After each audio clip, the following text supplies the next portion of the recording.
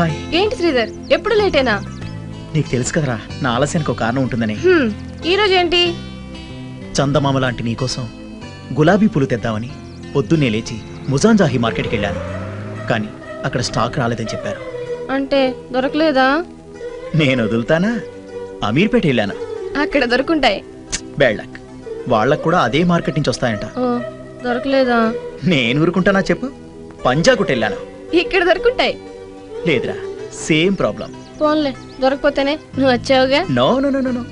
ఏ విషయంలో కాంప్రమైజ్ అయినా నీ విషయంలో కాంప్రమైజ్ అవును. అందుకని మా పక్కింటి పెరట్లోకి వెళ్ళి నీకోసం కోసుకొచ్చా గులాబీ పువ్వు. యునో నీకోసం కవిత కూడా రాశాను. రియల్లీ?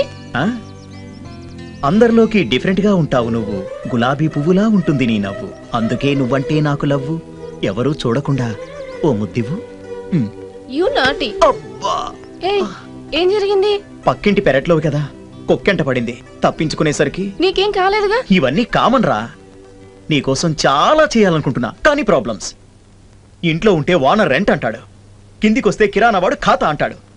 ఏం చేయను రా, అన్ని ప్రాబ్లమ్సే. ప్రతిసారి ఇలా డబ్బులు తీసుకోవడం. ఏం మాట్లాడుతున్నావు? నీ డబ్బులు ఒకటి నా డబ్బులు ఒకటా? కాదనుకో, కానీ ప్రతిసారి. ఇంకెప్పుడు ఇలా మాట్లాడుకో. నాకు జాబ్ రాని నీ మొత్తం డబ్బు తిరిగి ఇచ్చేస్తా, కాదనకుండా తీసుకోవాలి, ఓకేనా? సరే. I love you Nandini.